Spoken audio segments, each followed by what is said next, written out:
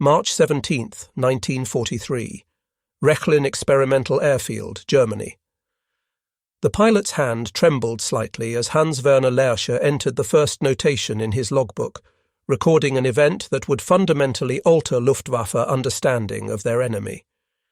The Americans cannot possibly have built thousands of these machines.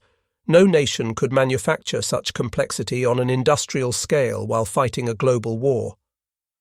Through the cockpit window of the captured Boeing B-17 Flying Fortress, coded DL+XC by German forces, Lerche studied an instrument panel that contradicted 3 years of Luftwaffe intelligence assessments. 13 defensive gun positions would eventually surround the most advanced variants of this aircraft.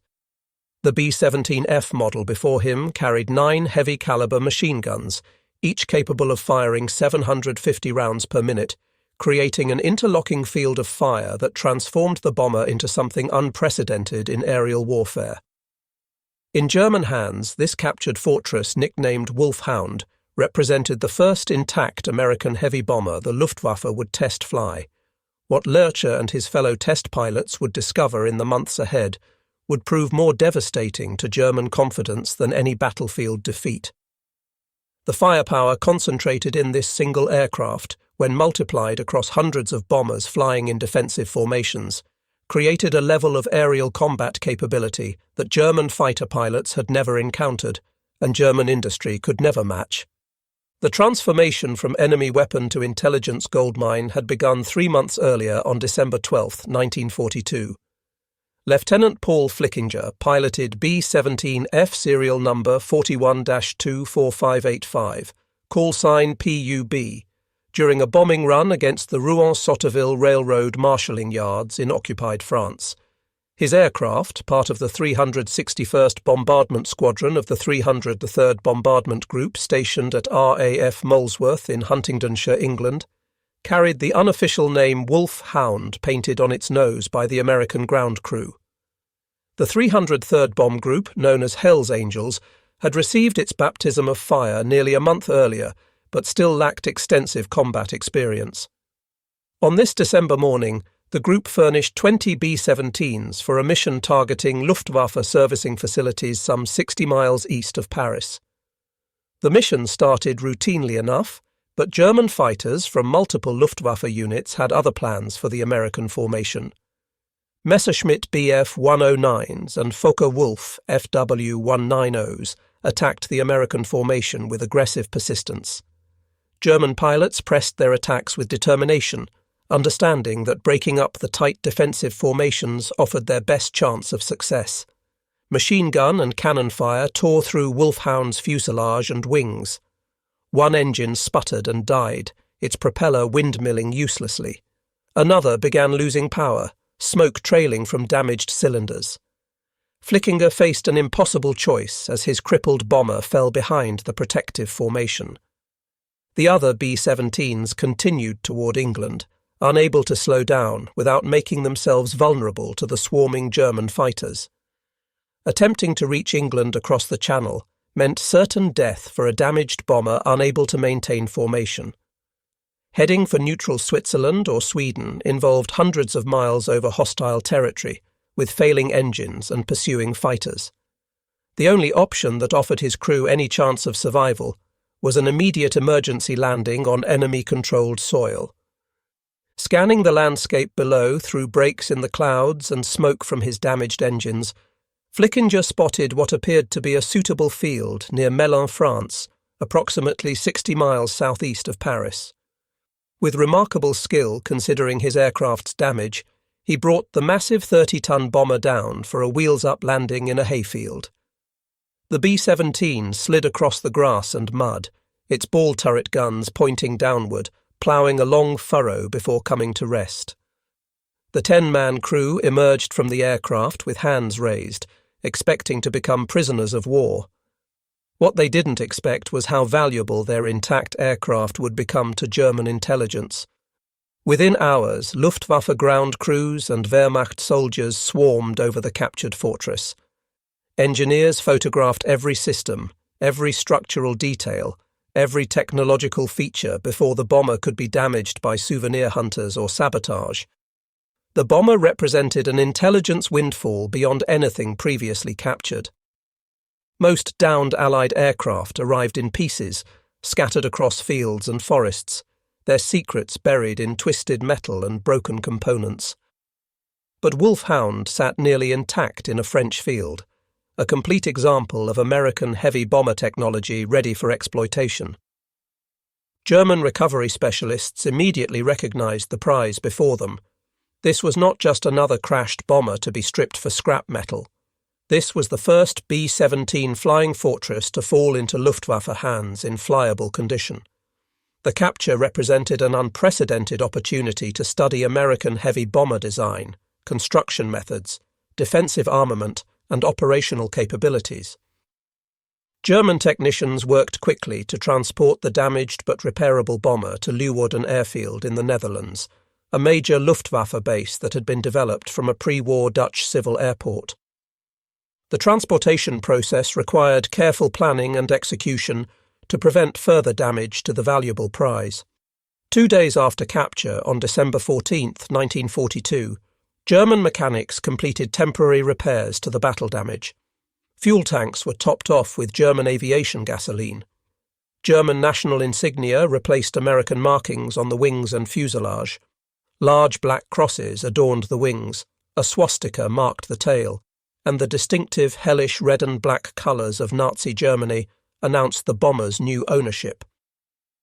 2 Messerschmitt Bf-110 heavy fighters took position as escorts, and a hand-picked German crew climbed aboard for the ferry flight to Rechlin, the Luftwaffe's premier testing and evaluation centre located approximately 50 miles north of Berlin in Mecklenburg.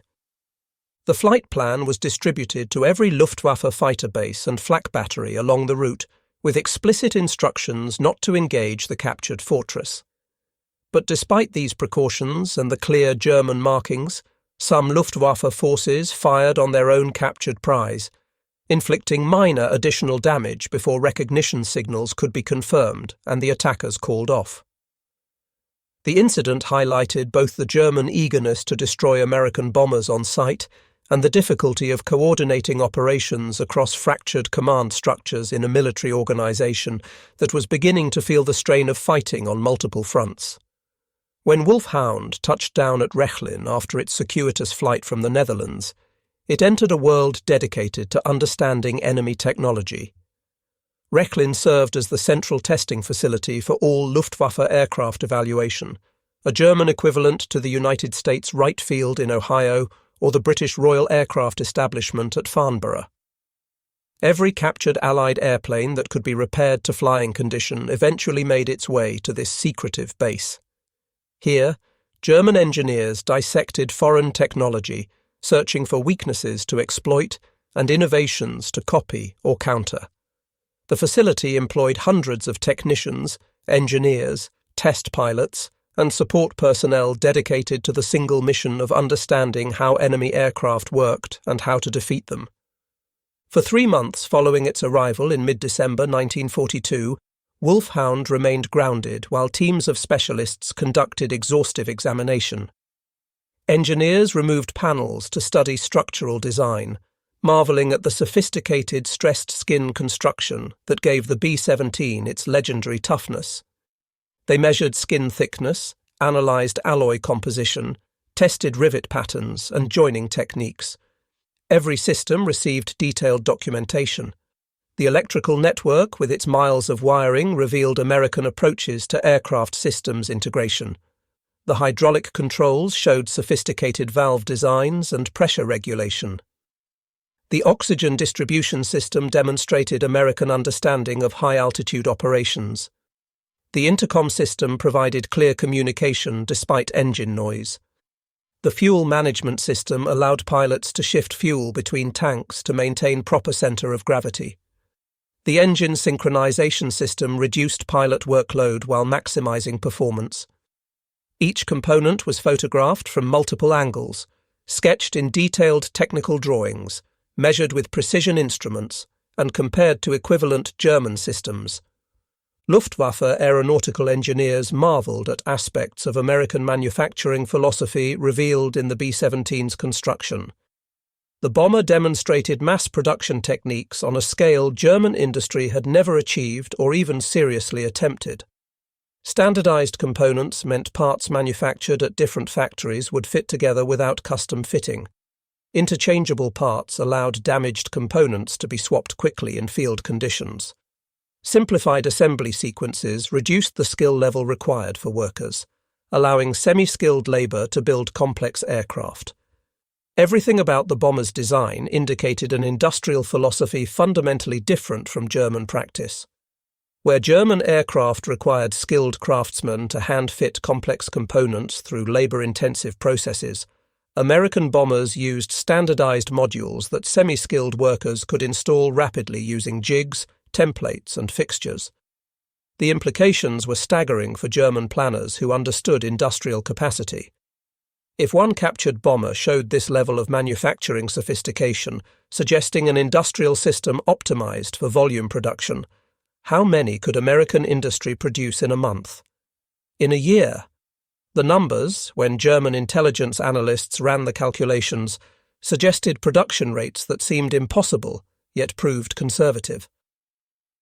On March 17, 1943, Wulf Hound finally took to German skies for its first flight under Luftwaffe control. Flugzeugführer Böttcher, an experienced Luftwaffe test pilot selected for his skill and judgment, conducted the maiden flight from Rechlin. The bomber handled smoothly despite its size, responding to control inputs with surprising docility. American pilots had consistently praised the B-17's flight characteristics in reports that German intelligence had intercepted or obtained through prisoner interrogations, and German test pilots quickly confirmed these assessments through direct experience. The Fortress flew with surprising stability for such a large aircraft weighing 15 tons empty and up to 30 tons fully loaded. Control responses felt predictable and balanced across the entire flight envelope. Even with one or two engines shut down during deliberate single-engine and twin-engine tests, the bomber maintained controllable flight, a capability that explained why so many damaged B-17s managed to return to England after sustaining terrible combat damage that would have doomed German bombers. Over subsequent weeks throughout the spring of 1943, multiple German pilots flew Wulf Hound in varied test profiles, designed to explore every aspect of the aircraft's performance and handling characteristics. High-altitude performance evaluation showed the bomber could operate comfortably above 25,000 feet, where German anti-aircraft artillery became progressively less effective due to reduced projectile velocity and longer time of flight. Engine synchronization tests revealed sophisticated propeller control systems, featuring constant-speed propellers and automated governors that reduced pilot workload while maintaining optimal engine performance across different flight regimes. Formation flying exercises demonstrated the bomber's stability in close proximity to other aircraft, explaining how Americans maintained those tight defensive box formations that Luftwaffe fighters found so difficult to penetrate without exposing themselves to concentrated defensive fire. The B-17's flight characteristics made it an ideal platform for the demanding task of formation bombing, where dozens of aircraft had to fly in precise geometric patterns while under fire. But the tests that would prove most significant to German fighter tactics involved the defensive armament. Understanding the B-17's weapons suite became the highest priority for Luftwaffe tactical planners across all fighter units in the West. Every German fighter pilot needed to know the Fortress's blind spots, the angles of approach that offered the best chance of survival, the ranges where German cannons could strike without entering the lethal envelope of American machine guns, and the tactics that experienced pilots had developed through costly trial and error in actual combat. The numbers alone were sobering to German planners who understood the implications. The B-17F model carried 9 Browning M2 machine guns of .50 caliber, positioned to provide overlapping fields of fire across nearly every approach angle a fighter might use. Later models, particularly the B-17G that would enter service in summer and fall 1943, would increase this to 13 guns through the addition of a chin turret and improved nose armament. But even 9 heavy machine guns represented firepower exceeding anything German bomber designs incorporated for defensive purposes. German bombers relied on defensive gun positions that were often improvised, cramped and limited in traverse angles. The Heinkel He 111, the Luftwaffe's standard medium bomber, typically carried 6 or 7 machine guns of mixed caliber, many of them rifle-caliber 7.92mm weapons with limited effectiveness against attacking fighters. The Junkers Ju-88 fast bomber might have 4 or 5 defensive positions scattered around the airframe. But an American B-17F carried 9 heavy machine guns as standard equipment, and every round fired was a .50 caliber projectile capable of penetrating armor plate, destroying engines, shattering canopies, and killing pilots from ranges exceeding 600 yards. The .50 BMG cartridge fired by these weapons delivered 3 times the kinetic energy of German 7.92mm rounds and comparable energy to German 13mm heavy machine guns. Hans-Werner Lerche, who would become the most experienced test pilot of captured Allied aircraft during the war, flew Wulf Hound extensively during the spring and summer of 1943. His post-war memoir, published decades later under the title Luftwaffe Test Pilot, Flying Captured Allied Aircraft of World War II, provided detailed accounts of his experiences with the bomber and numerous other Allied types. Lerche approached captured aircraft with scientific curiosity rather than ideological prejudice, a professional attitude that made him invaluable to the Luftwaffe's evaluation program. His engineering background from university studies, combined with exceptional natural flying ability developed through years of glider flying and powered aircraft experience, made him ideally suited for the demanding and dangerous work of test-flying enemy aircraft. He flew over 125 different aircraft types during the war without a single serious crash or damage incident, a remarkable safety record that testified to both technical skill and careful methodology in approaching unfamiliar aircraft. When Lerche climbed into Wulf Hound's cockpit for his first flight in the captured bomber, he had no instruction manual, no training program, no checklist, no qualified instructor to provide guidance. He learned by observation and experimentation, studying the controls and instruments, making educated guesses about function and operation, and carefully testing his assumptions at altitude where mistakes wouldn't prove immediately fatal. The instrument layout differed significantly from German practice in both arrangement and philosophy. American designers favored centralized panels with standardized gauge positions that remained consistent across different aircraft types, allowing pilots to transition between aircraft more easily. Circuit breakers replaced fuses in the electrical system, providing resettable protection that simplified troubleshooting and maintenance. Hydraulic pressure indicators used different pressure scales calibrated in pounds per square inch rather than kilograms per square centimetre.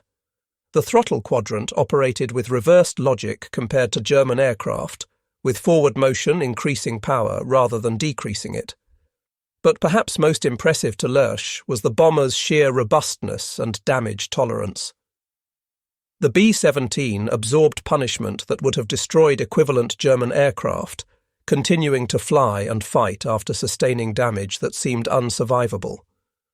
Its structural strength came from heavy-gauge aluminum alloy frames and stressed skin construction that distributed loads efficiently across the entire airframe. Multiple redundant systems meant single failures rarely proved catastrophic to the mission.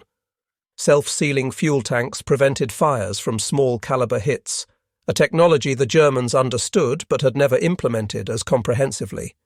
Armor plate protected critical crew positions and vital systems, with particular attention to protecting the pilots, engines, and fuel system. Lerche and other test pilots at Rechlin conducted numerous firing tests to understand the B-17's defensive capabilities from the attacker's perspective, the viewpoint that mattered most to German fighter pilots who would face these bombers in combat.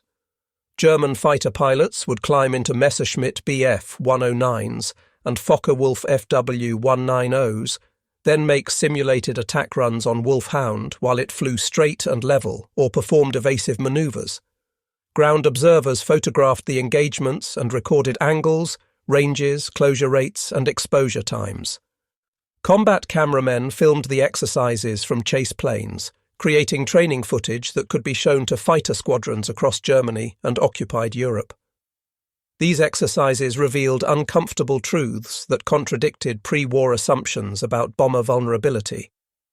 Attacking from directly behind, the traditional German approach to bomber interception that had worked well against earlier Allied bombers with limited defensive armament, exposed the fighter pilot to the most concentrated defensive fire the B-17 could deliver. The tail gunner position, enclosed in a powered Cheyenne turret with excellent visibility through clear plexiglass panels, commanded a clear field of fire directly aft with no blind spots above, below, or to either side within 30 degrees of the tail axis. The dorsal turret, a Sperry design mounting 2.50 caliber guns in a powered rotating turret, could swing rearward to add its firepower to the defensive barrage, doubling the number of guns engaging a rear attacker. Even the waist gunners, standing at open windows along the fuselage midsection, could engage targets approaching from behind and slightly below, or to the sides. A fighter pilot boring in from 6 o'clock directly behind the bomber faced at least 4 heavy machine guns concentrating fire along a predictable intercept path. The tail gunner alone could bring 2 guns to bear, and if he was skilled and the range was appropriate, his fire could be devastating to the thin-skinned fighter aircraft. The closing speed between attacking fighter and fleeing bomber, typically around 150 to 200 miles per hour differential, gave the German pilot perhaps 3 to 5 seconds of firing time before breaking away to avoid collision with the massive bomber. During those few seconds, the bomber's gunners poured hundreds of rounds into the approach corridor, creating a cone of fire that the fighter had to penetrate. Luftwaffe combat reports documented the deadly effectiveness of this defensive arrangement, with numerous fighters damaged or destroyed during tail attacks. Fighter pilots who survived attacks on B-17 formations described the experience as flying into a storm of tracers, a visual metaphor that captured the psychological impact of facing massed defensive fire. At typical combat ranges of 400 to 800 yards, 1 in every 4 or 5 rounds loaded in American machine gun belts was a tracer, creating visible streams of fire that seemed to fill the sky around attacking fighters. These tracers, while intended primarily to help gunners adjust their aim by showing bullet trajectory, also provided an immense psychological deterrent to attacking pilots. German pilots saw walls of fire converging on their aircraft from multiple bombers simultaneously, and instinctively broke off attacks before reaching optimal firing position. This psychological impact reduced German fighter effectiveness significantly, even when the actual hit probability remained relatively low due to the difficulties of deflection shooting at high closing speeds. Attacking from below presented different challenges but no better prospects for the attacking fighter. The belly turret, called the Sperry ball turret by Americans, provided complete coverage of the lower hemisphere with no blind spots. This remarkable piece of engineering positioned a gunner in a rotating sphere equipped with 2.50 caliber machine guns and a computing gun sight that helped calculate the lead angle needed to hit fast-moving targets. The ball turret gunner, crouched in impossibly cramped quarters with knees drawn up to his chest and oxygen mask pressed against the optical sight, could track targets through 360 degrees of azimuth and nearly 90 degrees of elevation, from horizontal to nearly straight down. The physical demands were severe, as the position was too small for a parachute, too cramped for much movement, and required the gunner to remain curled in a fetal position for hours during long missions. But the defensive capability was unmatched. No angle of approach from below escaped the ball turret's field of fire. German pilots quickly learned through bitter experience that attacking from beneath a B-17 formation meant exposing themselves to concentrated fire from multiple ball turrets, each one tracking their approach with mechanical precision and opening fire at maximum effective range. Side attacks faced the waist gunners, positioned in open windows along the fuselage where they endured temperatures far below zero at altitude, hurricane-force winds from the open windows, and constant engine noise that made communication difficult. The B-17F featured staggered waist gun positions that prevented gunners from interfering with each other's movement while maximising coverage angles. One gunner stood slightly forward on the port side, the other slightly aft on the starboard side. Each manned a .50 caliber machine gun mounted on a flexible ring that allowed wide traverse in azimuth and elevation.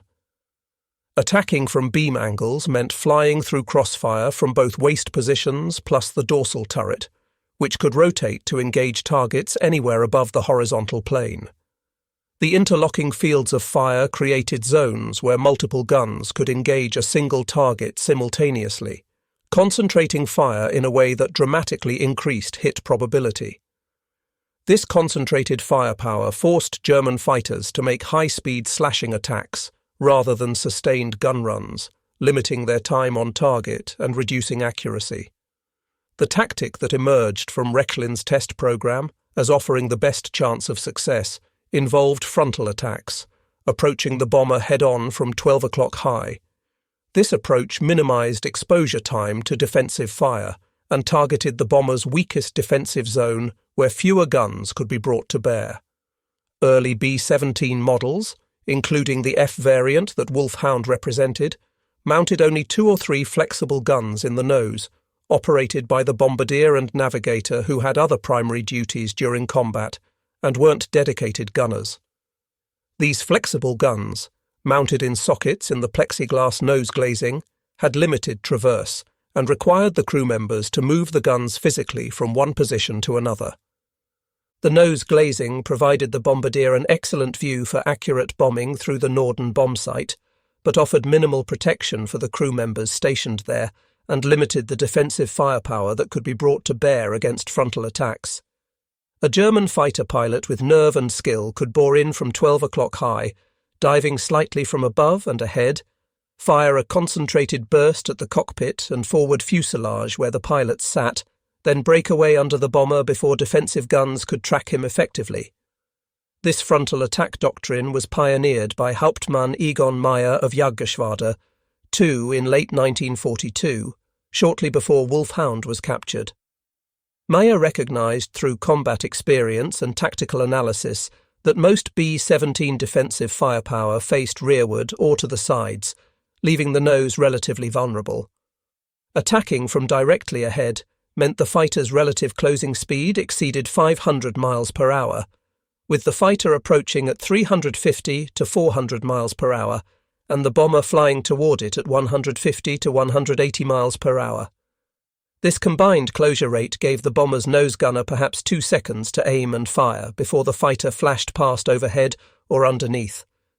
Those 2 seconds demanded extraordinary marksmanship from the defensive gunner, who had to track a rapidly approaching target, estimate lead angle, and fire accurately, despite wind blast, vibration, and the psychological pressure of watching a fighter dive directly toward him with guns blazing. The attacking pilot, meanwhile, enjoyed a nearly stationary target growing larger in his gun sight, making aim calculation relatively simple compared to deflection shots against crossing targets. The tactic worked spectacularly when executed properly by skilled pilots with strong nerves. German pilots who mastered the head-on pass achieved impressive kill ratios, sometimes downing multiple bombers in a single mission. But the attack demanded exceptional nerve and discipline that not all pilots possessed. Fighter and bomber hurtled toward each other at combined speeds exceeding 500 miles per hour, closing the distance between them at nearly 750 feet per second. The attacking pilot needed to hold his course directly into the bomber's nose, watching it grow from a distant speck to a massive 4-engine aircraft filling his windscreen, waiting until the range closed to point-blank distance of 200 yards or less before firing his cannons and machine guns. Any hesitation, any early breakaway prompted by survival instinct, reduced effectiveness dramatically by wasting the limited ammunition carried by German fighters. The psychological pressure of watching a four-engine bomber grow larger in the windscreen, while tracer fire from the nose guns flashed past the canopy, proved too much for many pilots. They broke off too early, wasting their attack and exposing themselves to fire from the top turret as they passed overhead. Even successful frontal attacks often proved fatal for the German pilot despite destroying the bomber. The combined closing speed meant collision remained a constant danger that required precise timing and spatial judgment. Pilots who pressed their attacks too aggressively, fixating on their target and forgetting to break away in time, sometimes couldn't pull out before their fighter struck the bomber they were attacking. Multiple Luftwaffe fighters collided with B-17s during frontal passes, killing both crews instantly in the violent impact. Additionally, the massive bomber could absorb tremendous damage to its forward fuselage and still fly, demonstrating the rugged construction that gave the B-17 its reputation for toughness. Unless the attacking fighter's cannon shells struck the cockpit directly, killing or incapacitating both pilots, or disabled multiple engines simultaneously, the fortress often continued toward its target despite serious damage to the nose section. German fighter pilots needed to destroy the bomber quickly and completely, because wounded B-17s kept flying, kept fighting, and often made it home to England where American repair facilities could rebuild them for future missions. A damaged bomber that returned to base represented a failed interception despite the risk taken by the attacking pilot. These test flights at Rechlin, combined with combat experience reports collected from frontline fighter units across Germany and occupied Europe, led to a comprehensive understanding of B-17 capabilities that circulated throughout the Luftwaffe in the form of tactical bulletins, training films, and intelligence reports. But this knowledge brought little comfort to German military planners who understood the strategic implications. Understanding the enemy's strengths didn't eliminate them, and the Americans kept building more fortresses faster than the Luftwaffe could shoot them down. Between May and early June 1943, Wulf Hound underwent additional testing in Department E3 under Otto Kuno's direction. Engine performance evaluation measured power output at various altitudes. Supercharger efficiency analysis determined optimal operating parameters. Fuel consumption mapping created charts showing range under different conditions, all designed to understand the Wright Cyclone R 1820 radial engines that powered the fortress. Each engine produced 1,200 horsepower at rated altitude, and the bomber carried 4 of them in nacelles suspended below and ahead of the wings. Total available power of 4,800 horsepower drove the 30-ton aircraft to speeds approaching 300 miles per hour at altitude and operating ceilings above 35,000 feet, where the air became too thin for effective German fighter operations without specialized equipment. German intelligence analysts calculated that Boeing and its subcontractors were producing these complex aircraft at rates exceeding German heavy bomber production by factors of 5 to 10, numbers that seemed impossible, yet were confirmed through multiple intelligence sources. If American industry could manufacture such sophisticated bombers in these quantities, while simultaneously building fighters, tanks, ships, and transport aircraft for global operations, what hope did Germany have of matching such industrial output? The question haunted German planners who understood that modern warfare had become as much an industrial contest as a military one. On June 12, 1943, Wulf Hound appeared at an exhibition held at Rechlin Airfield for Luftwaffe commanders and technical specialists. Alongside the captured B-17 sat examples of other Allied aircraft that had fallen into German hands through combat losses or forced landings. A B-24 Liberator heavy bomber showed American approaches to long-range bombing from a different design perspective. A P-47 Thunderbolt fighter demonstrated American fighter design philosophy, emphasizing ruggedness and firepower over agility. A P-51 Mustang revealed the threat posed by long-range escort fighters that would soon accompany bomber formations deep into Germany. A P-38 Lightning twin-engine fighter showed unconventional American design approaches. An Avro Lancaster represented British heavy bombing capabilities. A de Havilland Mosquito demonstrated the fast bomber concept. A Hawker Typhoon showed British ground attack capabilities, and various Spitfire variants illustrated British fighter evolution. The display served multiple purposes beyond simple aircraft recognition training. It familiarized German personnel with enemy aircraft appearance, markings, and identification features to prevent friendly fire incidents. It demonstrated captured technology that German engineers might adapt or counter, and it provided sobering evidence of Allied industrial capacity and technical sophistication that was beginning to outpace German development in numerous areas. Luftwaffe officers who attended the exhibition came away deeply troubled by what they saw. One participant later wrote that the contrast between German and American manufacturing quality became immediately apparent even to casual observers.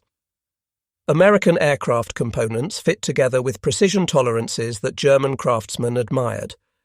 Matching construction quality across thousands of aircraft indicated sophisticated quality control.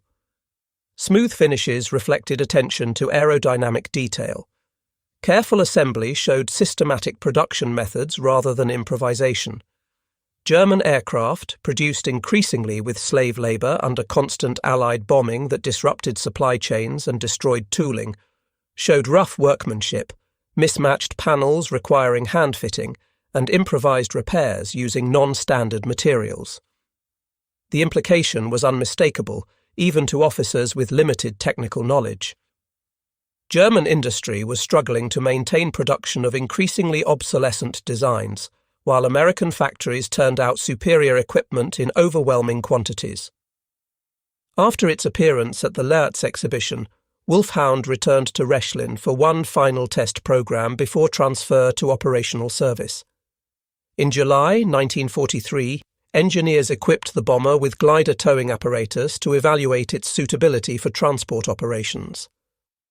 The DFS 230 combat glider program required powerful tow aircraft capable of hauling the loaded gliders to operational altitude, and the B-17's 4 engines provided ample power for this demanding mission. Test flights between June 16th and early August evaluated towing procedures, release mechanisms, and formation flying with gliders in trail. The tests proved successful from a technical standpoint, demonstrating the B-17's versatility beyond its primary bombing role and its suitability for transport missions. But Germany's glider forces were in decline after catastrophic losses during airborne operations in Crete, where students' paratroopers suffered 50% casualties, and in other theatres where airborne operations proved costly. The practical application of these towing tests remained limited, as Germany lacked the transport aircraft fleet and fuel reserves needed for major airborne operations in 1943 and beyond. In September 1943, Wulf Hound transferred to a new assignment that would take it from the test facilities at Rechlin to operational service with one of the Luftwaffe's most secretive units. Kampfgeschwader 200 operated from Rangsdorf Airfield near Berlin as a special operations wing unlike any other in the German Air Force. KG-200's mission portfolio included long-range reconnaissance flights deep into enemy territory using aircraft that could blend with enemy formations, insertion and extraction of intelligence agents behind Allied lines, supply drops to German forces operating in partisan-controlled areas or cut off by enemy advances, and testing of experimental aircraft and weapons too sensitive for standard evaluation units. The unit operated an eclectic collection of German and captured Allied aircraft, selected for specific mission requirements rather than standardized logistics. Alongside German types like the Junkers Ju-296 engine long-range transport, Heinkel, He-111 medium bomber, and a Rado R-232 transport, KG-200 flew captured Soviet aircraft for operations on the Eastern Front and multiple American bombers for operations in the West and Mediterranean. The B-17's long range exceeding 2,000 miles, high-altitude capability above 25,000 feet, and rugged construction that could survive damage and harsh conditions made it ideal for many of the unit's missions. Flying captured American bombers deep into Allied-controlled territory offered unique advantages that justified the logistical burden of maintaining non-standard aircraft.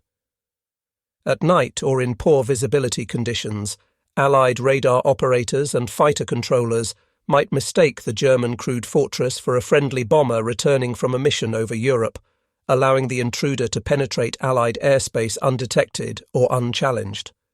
The deception could buy precious minutes or even hours before defences reacted, time that could mean the difference between mission success and failure.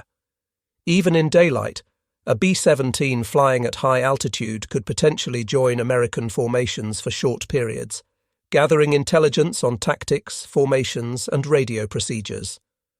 At Rangsdorf, Wulf Hound received a new paint scheme designed for night operations over Allied territory. Dark camouflage colours in blues and greys replaced the earlier test aircraft schemes of yellow undersurfaces and mottled greens.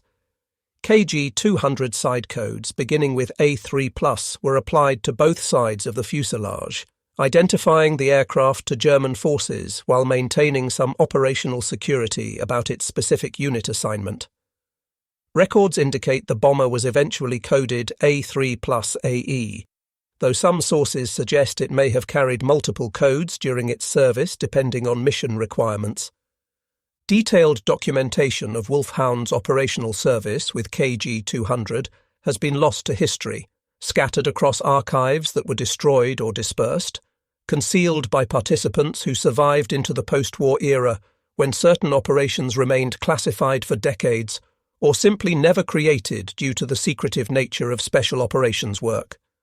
However, post-war research by aviation historians established that KG-200 operated at least 4 captured B-17s between late 1943 and mid-1944, with some sources suggesting the number may have been higher during peak operations. These bombers flew missions across Europe, the Mediterranean, the Middle East and North Africa, operating in some of the war's most sensitive theatres.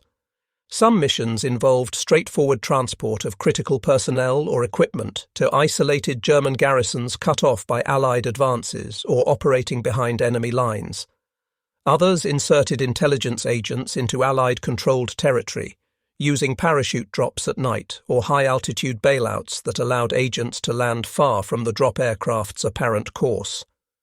Several missions conducted reconnaissance of Allied installations, photographing ports where invasion forces might assemble, airfields where bomber forces concentrated, and supply concentrations that might indicate future Allied operations. The most sensitive operations remain shrouded in secrecy decades after the war's conclusion, their details known only to the participants who have since passed away. Hans-Werner Lerche flew other captured B-17s that made their way to Rechlin after Wulf Hound transferred to operational service with KG-200. On October 9, 1943, B-17F serial number 42-30336, named Miss Nonnally II by its American crew, crash-landed in a field at Norholm Estate near Vega in Denmark after developing engine trouble during a mission over Germany. The crew bailed out over Denmark, but the pilot successfully brought the aircraft down intact in a controlled crash landing, demonstrating the B-17's docile handling even in emergencies. German recovery teams arrived quickly, understanding the value of captured American bombers, and Lerche himself flew the bomber out of the field to Esbjerg Airfield, then on to Rechlin for evaluation. The fact that Lerche could fly an unfamiliar American bomber out of a farm field with no instruction manual, no checkout flight, and no ground training spoke volumes about both his exceptional skill as a test pilot and the B-17's docile handling characteristics that made it forgiving of pilot errors. Miss Nonnally II received the German code 7+8 and served in evaluation roles until at least December 1944, when records indicate it was still flying test missions. Each newly captured fortress provided fresh opportunities for detailed examination.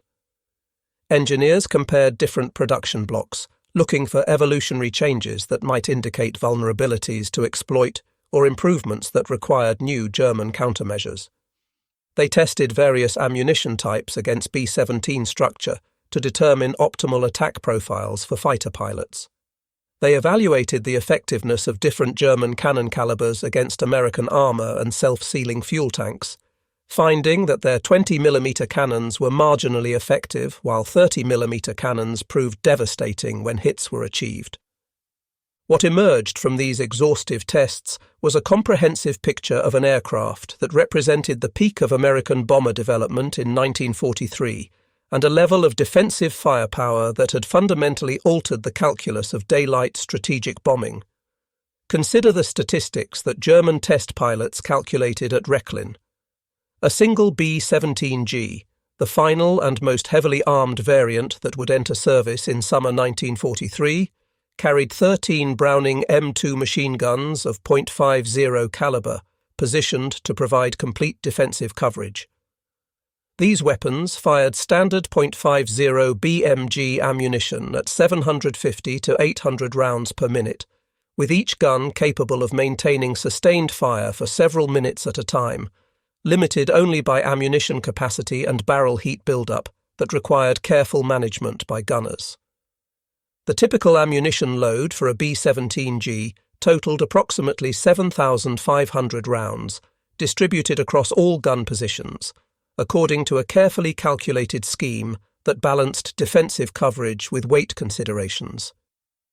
This provided each gun position with hundreds of rounds available for defensive engagement during the long missions over Europe. The tail turret alone carried 500 rounds per gun for 1,000 rounds total, sufficient for sustained engagement of pursuing fighters. The dorsal turret held similar quantities to allow the top turret gunner to engage targets over an extended period. The ball turret, despite severe space constraints in the cramped sphere, carried 250 to 500 rounds per gun, depending on mission requirements and the gunner's size. The waist positions each had 600 to 800 rounds for their flexible guns. The nose positions, including the chin turret on G models, held similar loads calculated to provide adequate ammunition for the entire mission. When German test pilots at Rechlin calculated the combined firepower of a single B-17G firing all guns simultaneously at a target, the numbers proved staggering and explained why bomber crews had such confidence in their defensive capabilities. 13 guns at 750 rounds per minute each produced a combined rate of fire approaching 10,000 rounds per minute across all positions. Translated to rounds per second to better understand the immediate tactical effect, a fully engaged fortress could throw approximately 160 heavy machine gun bullets into the surrounding airspace every second, creating a cone of fire that filled the approach corridor with lethal projectiles. But American bombers never flew alone over enemy territory. The entire concept of American daylight strategic bombing, developed through pre-war doctrine and refined through painful combat experience in 1942 and 1943, relied on massed formations where multiple bombers provided mutual defensive fire that dramatically increased the firepower any single attacking fighter would face. The combat box formation, developed by Colonel Curtis LeMay and refined through bloody experience over Germany, positioned bombers in tight three-dimensional arrays, where each aircraft's guns could support its neighbours. A squadron element typically contained 3 aircraft flying in close formation, a V or echelon depending on tactical situation. 3 squadron elements stacked vertically and offset horizontally formed a squadron box of 9 bombers. 3 squadron boxes formed a group box of 27 aircraft, though some groups flew with 4 squadrons for a total of 36 bombers. A typical 3-squadron group box contained 18 to 27 aircraft, depending on attrition and maintenance status. If each bomber carried even 9 guns instead of 13, assuming a mix of F and G models in the formation, the group's combined defensive armament exceeded 180 heavy machine guns, providing interlocking fire. 3 such groups combined to form a wing box with 54 to 81 bombers and 500 to 700 machine guns providing interlocking defensive fire that created zones where attacking fighters faced concentrated fire from dozens of bombers simultaneously. German fighter pilots attacking such formations described approaching a wall of tracers. a vivid description that captured the visual and psychological impact of massed defensive fire. At typical combat ranges of 400 to 800 yards, every bomber gunner who detected an attacking fighter opened fire simultaneously, creating a visual spectacle that was both beautiful and terrifying. 50 or more machine guns might concentrate fire on a single fighter, making a head-on pass through the formation, with each bomber's gunners tracking the target and firing at maximum rate. The psychological impact overwhelmed many pilots regardless of actual hit probability, which remained relatively low due to the difficulties of deflection shooting, range estimation, and the brief time available for engagement. Luftwaffe after-action reports documented numerous instances of fighters breaking off attacks prematurely before reaching optimal firing range because pilots couldn't force themselves to fly deeper into the defensive barrage. Those pilots who maintained formation discipline and pressed attacks home despite the defensive fire faced brutal arithmetic that favoured the defenders. Luftwaffe studies conducted using data from actual combat engagements determined that rear attacks on B-17s required an average of 20 hits from 20mm cannon shells to destroy a bomber, and that figure assumed hits were distributed across vulnerable systems rather than concentrated in one area. The B-17's rugged construction, redundant systems, and self-sealing fuel tanks allowed it to absorb tremendous punishment and continue flying. Average pilot accuracy against evasive targets at combat ranges ran approximately 2%, a figure determined through analysis of gun camera footage and ammunition expenditure reports. Therefore, bringing down a single fortress from behind required firing approximately 1,000 rounds of 20mm ammunition to achieve the 20 hits needed for a kill. Early model Focke-Wulf FW-190 fighters carried only 500 rounds total of 20mm ammunition distributed across 2 cannons, with each gun holding 250 rounds in drum magazines. Upgrading to 4 cannons with belt-fed ammunition provided only 500 to 600 total rounds across all guns, still insufficient for multiple attack runs. Even with upgraded armament, a German fighter pilot might have ammunition for 1, perhaps 2, sustained gun runs before running Winchester and being forced to break off and return to base for rearming. Meanwhile, the bombers continued firing as long as they detected threats, their thousands of rounds of .50 caliber ammunition allowing prolonged defensive engagement throughout the mission. While individual bomber gunners achieved relatively low hit percentages due to difficult deflection shooting at extreme ranges and high closure speeds, the sheer volume of fire made hits statistically inevitable when dozens of bombers engaged a single target.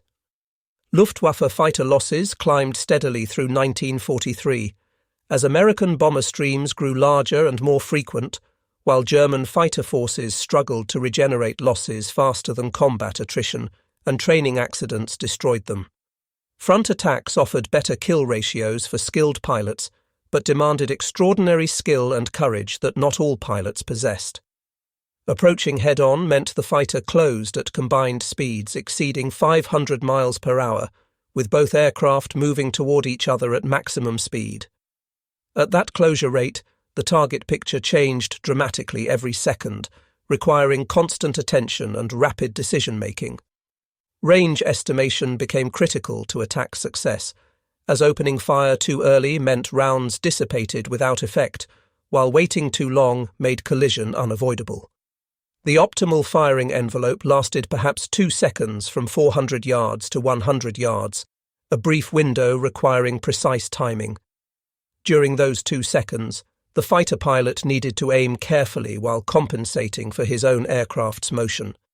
Compensate for the bomber's evasive maneuvers, which might include slight turns or altitude changes, fire multiple bursts while correcting aim between bursts, and initiate the breakaway maneuver before the aircraft collided. This demanded constant practice under realistic conditions and exceptional reflexes that only experienced pilots developed. The captured B-17 at Rechlin allowed German fighter pilots to study their target intimately, in ways impossible through combat experience alone. They walked completely around the fortress, examining it from every angle and noting the gun positions and their fields of fire. They climbed inside through the waste windows and crawled through the cramped interior, experiencing the limited space and difficult working conditions that bomber gunners endured. They sat in the various gun positions, including the ball turret, testing traverse and elevation limits, while noting the blind spots where attacking fighters might evade defensive fire if they approached from specific angles. They flew formation exercises where the bomber took evasive action while fighters practiced approach angles and firing solutions, creating training scenarios that transferred to combat. This training proved invaluable for experienced pilots who learned to exploit the B-17's vulnerabilities through systematic study. But by late 1943, the Luftwaffe was losing experienced pilots faster than training programs could replace them with equally skilled aviators. New pilots straight from flight school lacked the hundreds of hours of experience needed to execute complex attack maneuvers under fire, while maintaining situational awareness. They often broke off attacks prematurely or pressed them too aggressively, either wasting their ammunition or dying in collisions. Additionally, the Americans continuously improved their bombers based on combat experience and crew feedback. The B-17G model, entering service in late summer and fall 1943, added the distinctive chin turret under the nose, a remotely operated turret mounting 2.50 caliber machine guns that could engage targets directly ahead. This remotely operated turret was controlled by the bombardier through a computing gun sight, significantly improving the bomber's frontal defensive capability against the head-on attacks that had proved so effective against earlier models. Suddenly, the head-on attack that had been the preferred tactic of German aces became far more dangerous for attacking pilots.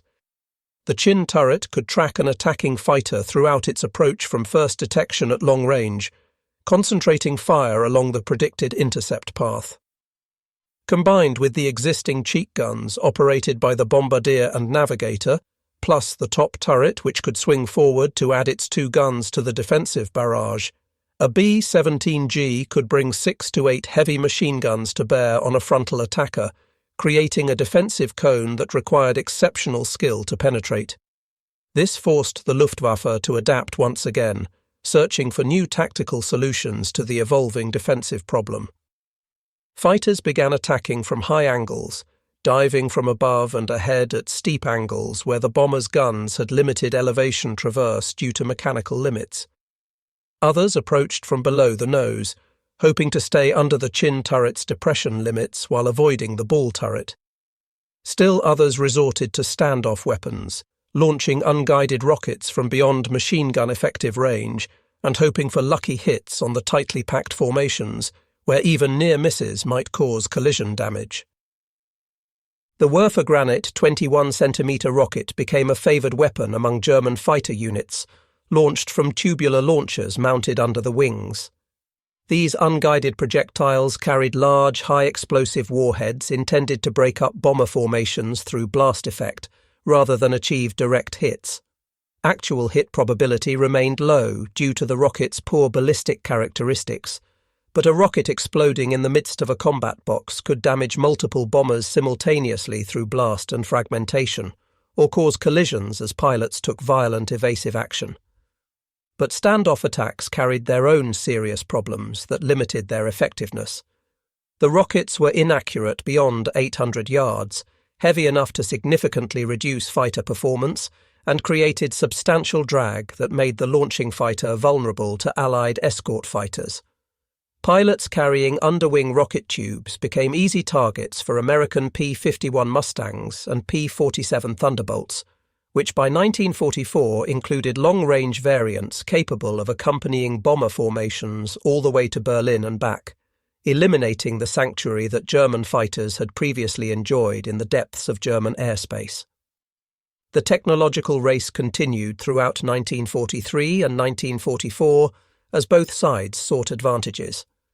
The Luftwaffe developed heavier cannons, including 30mm Mk-108s, that could destroy bombers with a few hits, larger rockets with improved guidance, and even experiments with aerial bombing where fighters dropped small bombs onto bomber formations from above. The Americans improved defensive armament with the G model, perfected formation tactics through painful experience, and introduced better escort fighters with longer range and improved performance. But one inescapable reality dominated this equation, that no amount of tactical innovation could change. American industry could replace losses faster than German industry, despite operating on the far side of the Atlantic Ocean and shipping everything to Europe. Every B-17 shot down over Europe represented a tactical victory for the Luftwaffe pilot who achieved the kill, but only a strategic victory if it prevented future missions. But within weeks, sometimes mere days, another brand new fortress fresh from Boeing's production lines in Seattle, from Douglas plants in Long Beach, or from Vega facilities in Burbank would replace the lost bomber, arriving in England with a fresh crew ready to continue the bombing campaign. Production statistics told a story of overwhelming material advantage that German intelligence analysts understood but could do nothing to counter. Boeing, Douglas, and Vega built 12,731 B-17 bombers between 1935 and 1945, with the overwhelming majority produced during the peak war years of 1943 and 1945-1944. Boeing's Seattle plant alone built 6,981 B-17s across all variants. Douglas contributed 3,000 from plants in Long Beach, California. Vega, a Lockheed subsidiary, added 2,750 from Burbank, California. Peak production in 1944 saw Boeing alone building approximately 362 B-17 bombers per month, more than 12 per day from a single manufacturing facility, a rate that seemed impossible to German observers but was verified through multiple intelligence sources. German four-engine bomber production never approached these figures despite having a more advanced aviation industry at the war's start. The Heinkel, her 177, Germany's only operational four-engine heavy bomber and the result of years of development, suffered from chronic engine fires due to its unusual coupled engine design and mechanical problems that limited operational availability. Total production across all variants barely exceeded 1,100 aircraft between 1942 and 1944, and operational availability remained so poor that many units refused to accept the type, preferring twin-engine medium bombers despite their inferior range and bomb load.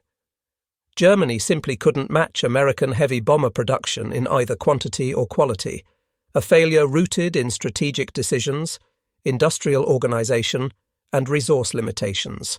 When Luftwaffe pilots learned these production statistics through intelligence briefings that attempted to prepare them for the scale of opposition they would face, morale suffered accordingly among thoughtful pilots who understood the implications.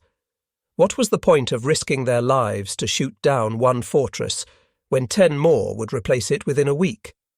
The question haunted fighter squadrons across Germany as the strategic situation deteriorated through 1944.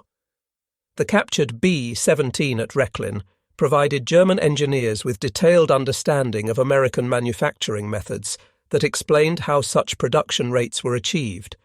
They studied the modular construction that allowed sub-assemblies built at different factories across the United States to fit together perfectly during final assembly with minimal hand-fitting. They examined the standardized components sourced from hundreds of subcontractors nationwide, creating a supply chain of unprecedented complexity and efficiency. They analyzed the simplified assembly sequences that allowed semi-skilled workers, many of them women entering industrial work for the first time, to build complex bombers in a fraction of the time experienced German craftsmen required using traditional methods. German reports from these studies expressed grudging admiration for American industrial organization, while noting the impossibility of Germany matching such methods. The B-17 represented more than individual engineering excellence or clever design solutions. It represented a complete manufacturing philosophy prioritizing production volume over artisanal quality, emphasizing interchangeable parts over custom fitting, and accepting adequate quality over perfection. Every design decision reflected this philosophy of mass production. Standardized fasteners throughout the aircraft reduced inventory requirements and simplified assembly. Straight panels with minimal compound curves simplified forming operations and reduced scrap rates. Modular subassemblies allowed parallel construction of fuselage sections, wings, and tail surfaces that came together in final assembly with minimal fitting required, dramatically reducing production time. This approach enabled Boeing's Seattle plant to complete one B-17 every hour at peak production rates, a feat that seemed impossible to German observers accustomed to production rates measured in weeks per aircraft. German factories, still using traditional aircraft construction methods with custom-fitted components, hand-riveted assemblies, and skilled craftsmen performing most operations, required weeks to build a single bomber. The implications were strategic and inescapable to anyone who understood industrial production.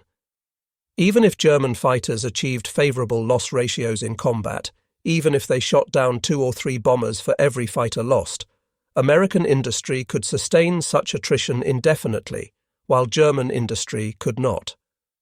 By mid-1944, this reality became undeniable even to the most optimistic German commanders. The question was no longer whether Germany could win the air war over Europe. The question became how long German forces could continue fighting against increasingly overwhelming material disadvantage before collapse became inevitable. Wulf Hound and the other captured B-17s at Rechlin had taught the Luftwaffe everything they needed to know about the flying fortress as a weapons system. They understood its strengths, including its rugged construction and heavy defensive armament. They knew its weaknesses, including the vulnerable nose on early models and the blind spots in gun coverage. They had documented its capabilities in terms of range, altitude, bomb load, and formation flying. They understood its limitations, including the need for formation integrity and vulnerability to determined frontal attacks. They developed tactics that, when executed properly by skilled pilots with strong nerves, could destroy the bombers despite their defensive firepower. But this knowledge couldn't change the fundamental arithmetic of industrial production that determined strategic outcomes. For every German pilot who learned to attack B-17s effectively through training at Rechlin or through combat experience, the Americans trained 10 new bomber crews. For every fortress shot down over Germany through superior German tactics, American factories built 5 more bombers. For every successful interception that disrupted a bombing raid, a dozen more raids flew the next week with even larger formations. The defensive firepower that so impressed German test pilots represented only one aspect of a comprehensive system designed to project American strategic bombing capability deep into enemy territory, despite determined opposition. The B-17 combined long range exceeding 2,000 miles, high altitude capability above 25,000 feet, heavy bomb load of 4,000 to 8,000 pounds depending on mission requirements, rugged construction that could absorb battle damage, and devastating defensive armament into a single package that, when multiplied across hundreds of aircraft flying in mutually supporting formations, created an aerial weapon that fundamentally changed the nature of warfare. Luftwaffe General Adolf Galland, one of Germany's most successful fighter aces with 104 confirmed victories and eventual commander of German fighter forces, wrote extensively in post-war years about the challenges of defending against American daylight bombing. He acknowledged that individual German pilots often possessed superior training and more extensive combat experience compared to American bomber crews, many of whom were on their first combat tour. German fighters, particularly late-war models like the Focke-Wulf FW-190D-9 long-nose variant and Messerschmitt Bf-109K-4, could outperform B-17S in every performance metric, including speed, climb rate, and maneuverability. German cannons hit far harder than American .50 caliber machine guns, delivering explosive shells that could destroy bombers with a few hits. Yet despite these advantages in equipment and pilot skill, German fighters couldn't stop the daylight bombing campaign that systematically destroyed German industrial capacity. Galland attributed this failure to multiple factors in his post-war writings and interviews, but American industrial capacity topped his list of decisive factors. The Americans simply built more of everything faster than Germany could destroy it, whether bombers, fighters, tanks, or any other war material. The captured B-17s proved this reality beyond any doubt for German engineers and planners who studied them. German engineers dismantled every system, studied every component, evaluated every design decision with thoroughness that would impress any technical investigator. They found much to admire in the bomber's design and little to criticize from an engineering perspective. The fortress represented mature engineering executed with manufacturing excellence that integrated the best available technologies into a coherent weapons system. No amount of tactical innovation or pilot skill could compensate for such material disparity in a war of attrition. Hans-Werner Lerche flew numerous captured aircraft during his tenure at Rechlin and other test facilities, accumulating over 125 different aircraft types from various nations without a single serious accident that damaged an aircraft or injured the pilot. His post-war writing reflected professional respect for Allied aviation technology, tempered by frustration at German industry's inability to match Allied production rates and organizational efficiency. He flew B-17s, B-24 Liberators, British Lancasters, Soviet P-2s, and numerous fighter types from all combatant nations. Each aircraft taught specific lessons about Allied capabilities and different national approaches to aviation design philosophy. But the B-17 remained the most strategically significant aircraft he evaluated because it represented American strategic bombing doctrine made manifest in aluminum and steel. Every aspect of the fortress's design supported its mission to penetrate deep into enemy territory, deliver heavy bomb loads with precision using the Norden bomb sight, and return home despite determined opposition from fighters and anti-aircraft artillery. The defensive armament that so impressed German evaluators served as the critical enabler for this mission profile. Without those machine guns and the interlocking defensive formations they made possible, daylight strategic bombing would have proven impossible regardless of how many bombers the Americans built. German fighters would have slaughtered unescorted bombers in numbers that would have forced the Americans to abandon daylight operations and switch to night bombing like the British, reducing accuracy and effectiveness. The B-17's defensive firepower didn't make the bombers invulnerable to attack or prevent losses. Thousands were shot down over Europe by determined German fighter pilots and accurate anti-aircraft fire. But the defensive armament made them survivable in sufficient numbers to accomplish their mission over time. Enough bombers got through the defences to hit their targets. Enough crews survived their tour of 25, then later 35 missions to return home and train new crews. The cumulative effect of hundreds of bombing missions over 2 years systematically destroyed Germany's industrial capacity, oil production facilities, transportation networks, and military production capabilities. By 1945, when Wulf Hound met its end during an American bombing raid on Oranienburg Airfield on April 10, 1945, the strategic bombing campaign had achieved its primary objectives. German industry lay in ruins across the Ruhr Valley and other industrial centres. Fuel shortages grounded much of the Luftwaffe despite having aircraft available. Transportation chaos prevented delivery of critical supplies to front lines where German armies faced defeat. The fortresses had completed their mission despite heavy losses along the way. The captured bomber that taught the Luftwaffe so much about American defensive firepower had become a symbol of the futility of fighting against overwhelming material advantage.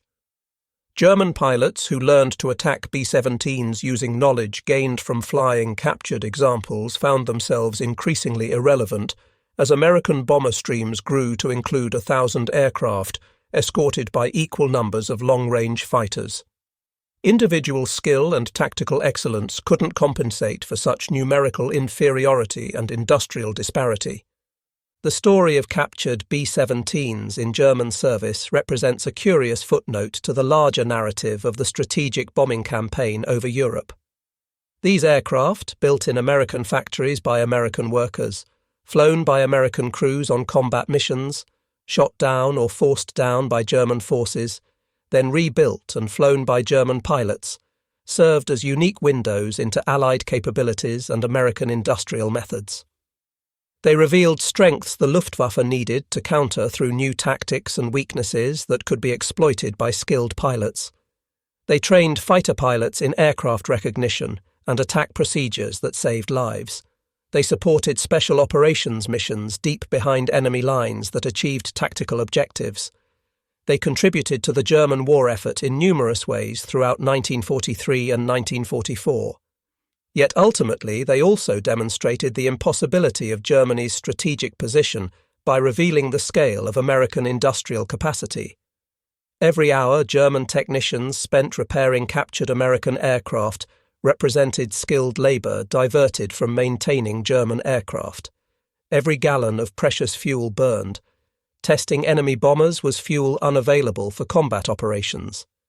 Every bullet fired during evaluation exercises represented ammunition Germany couldn't spare. Meanwhile, American factories produced more B-17s every day, replacing losses faster than combat could inflict them. The production statistics remain staggering even 8 decades after the war's end. Boeing's Seattle plant, 2 alone, built 6,981 B-17s across all variants from the original Y-1 B-17 through the final B-17G. Douglas contributed 3,000 from plants in Long Beach between 1942 and 1945. Vega added 2,750 from Burbank in the same time frame. Total production exceeded 12,731 aircraft by war's end, with the final B-17 delivered in May 1945. Each bomber was a complex machine containing approximately 40,000 individual parts manufactured by hundreds of subcontractors. 4 Wright Cyclone R1820 engines producing 1,200 horsepower each, miles of electrical wiring connecting systems, thousands of pounds of aluminum formed into airframe structures, and that formidable defensive armament of up to 13 heavy machine guns with thousands of rounds of ammunition. Germany never built even 2,000 four-engine bombers during the entire war, despite starting with a more advanced aviation industry in the 1930s and having pioneered strategic bombing concepts. The reasons for this dramatic production disparity extended far beyond simple industrial capacity or factory floor space.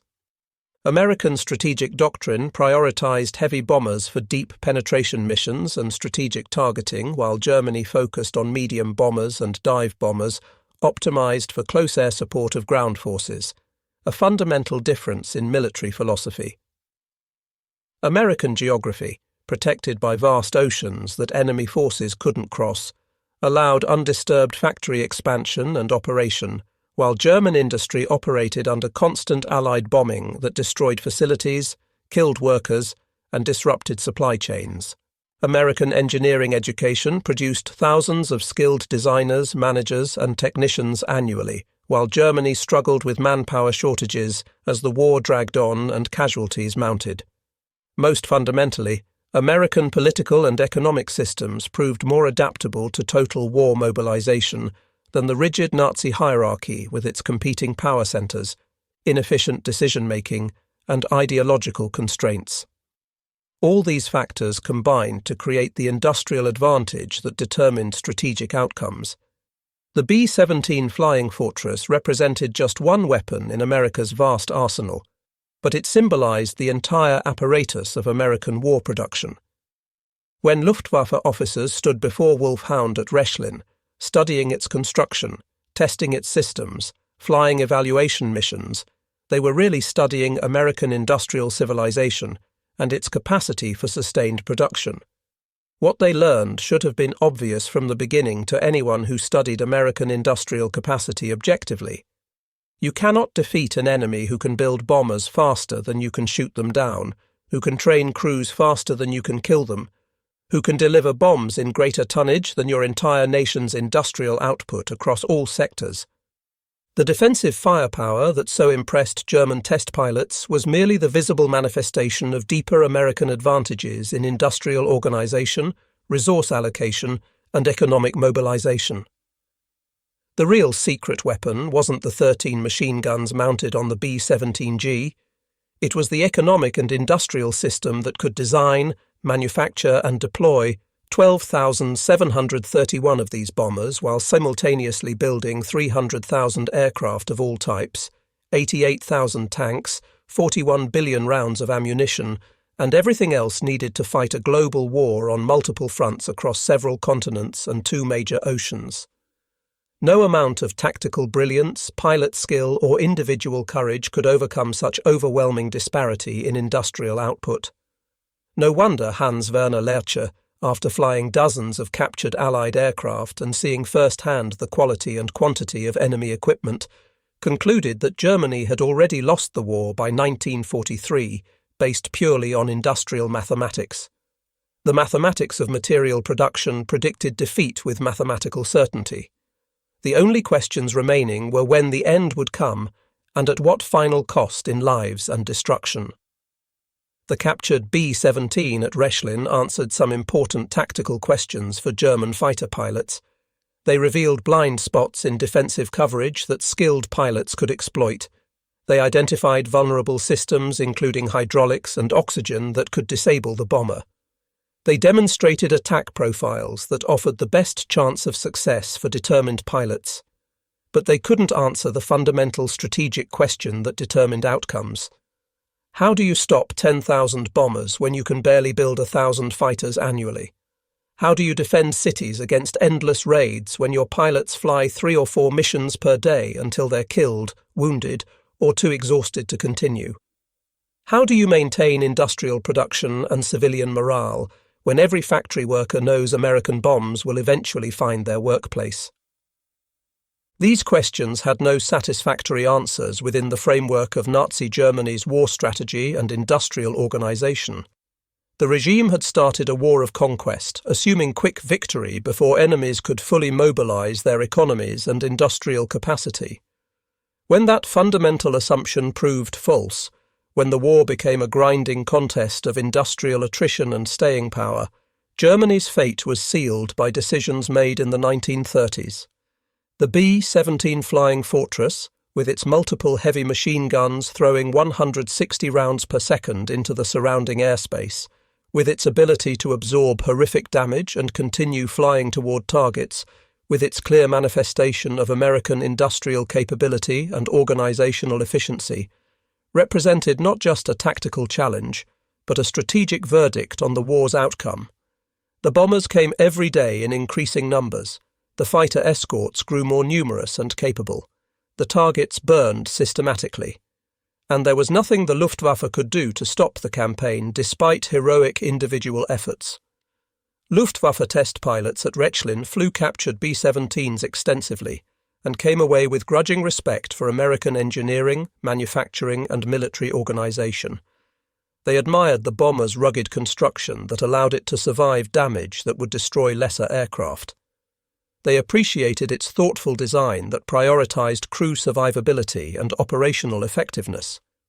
They acknowledged its devastating defensive firepower that made attacking the formations a deadly proposition even for experienced pilots. But respect for the weapon did nothing to change the outcome of battles in the sky over Europe. Knowledge of the enemy's capabilities couldn't create the resources needed to defeat them, when those resources simply didn't exist in sufficient quantities. By late 1944, many of the captured B-17s in German service had been destroyed or rendered unflyable through various causes. Some fell victim to Allied bombing raids on German airfields as the bombing campaign targeted Luftwaffe infrastructure. Others crashed due to maintenance issues as spare parts became impossible to obtain with supply chains disrupted. A few continued flying special missions for KG-200 until the final weeks of the war in early 1945. But their intelligence value had been largely exhausted by this point. The Luftwaffe knew everything worth knowing about the Flying Fortress through years of study. They understood its blind spots where guns couldn't reach. They knew its vulnerabilities in specific systems. They had developed tactics to attack it effectively when conditions allowed. Yet this hard-won knowledge proved increasingly useless against the reality of thousand-bomber raids, escorted by hundreds of fighters that overwhelmed defences through sheer numbers. Individual German pilots continued achieving remarkable success against B-17 formations throughout the war. Some aces shot down dozens of bombers using perfected attack techniques, learned partly from studying captured examples at Rechlin. But heroic individual performance couldn't compensate for systematic industrial inferiority and numerical disadvantage.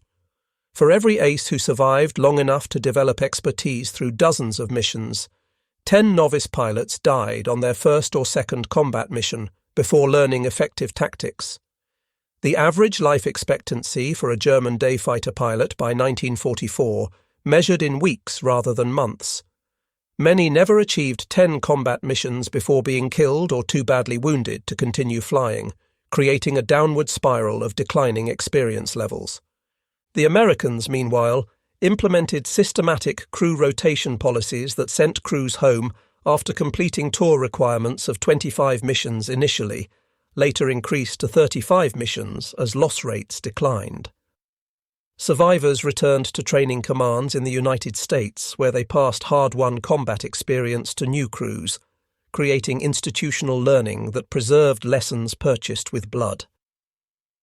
This systematic approach to crew utilization contrasted sharply with German practice of flying pilots until they died, were captured, or became physically unable to continue due to wounds or exhaustion.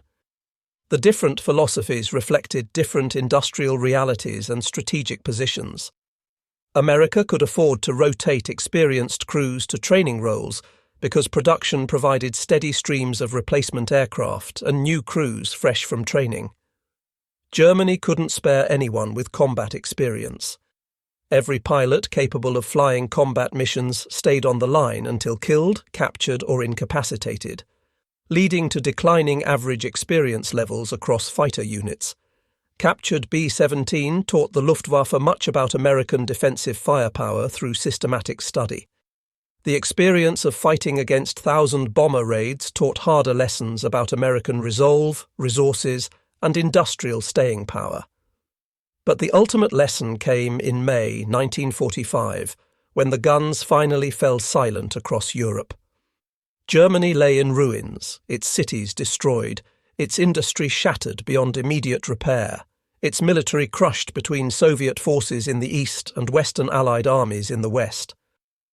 The bombers had done their work over 2 years of sustained operations.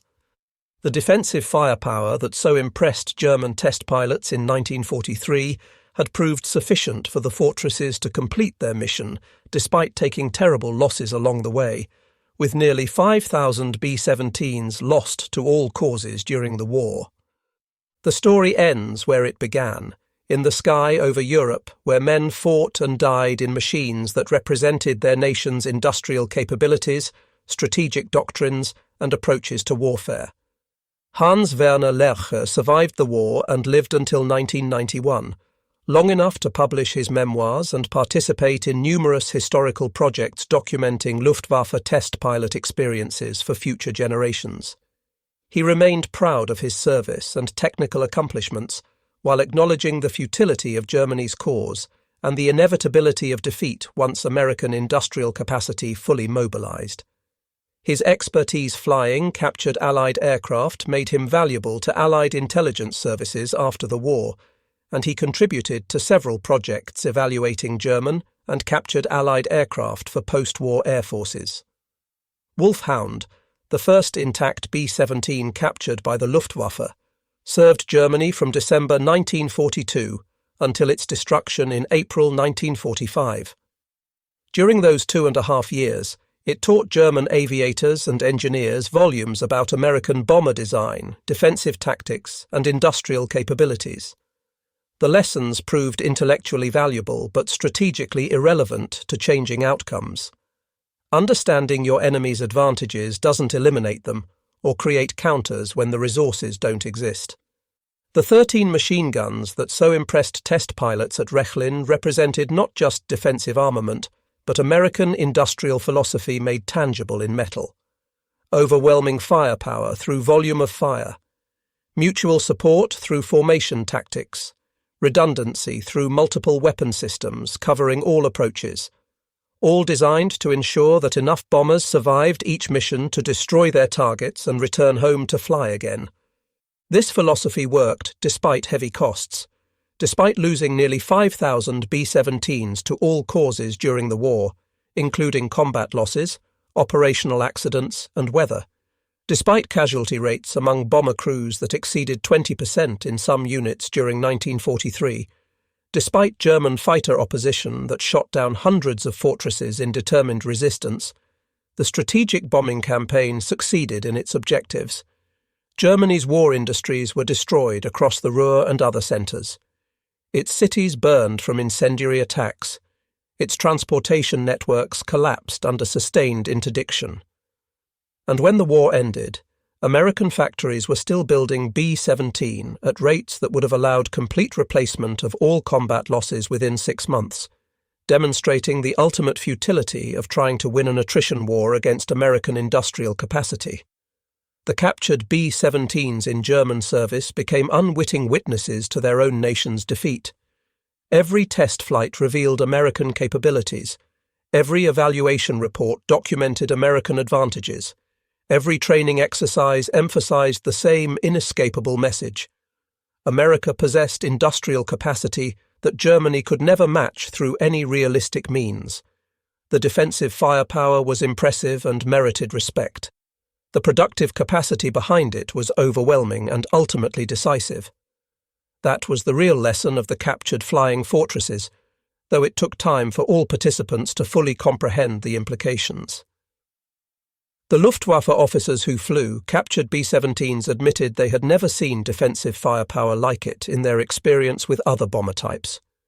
They marvelled at the interlocking fields of fire that covered all approach angles, the heavy-caliber weapons that could destroy fighters at long range, the volume of ammunition that allowed sustained engagement. But the defensive guns were merely the visible manifestation of America's true weapon, the arsenal of democracy operating at full capacity and coordination. That arsenal, once unleashed and fully mobilized, proved unstoppable despite determined resistance. The fortresses came in their hundreds, the bombs fell on their targets, and Germany fell with them. The captured B-17s could teach tactics and reveal vulnerabilities. They couldn't change the strategic destiny determined by industrial capacity.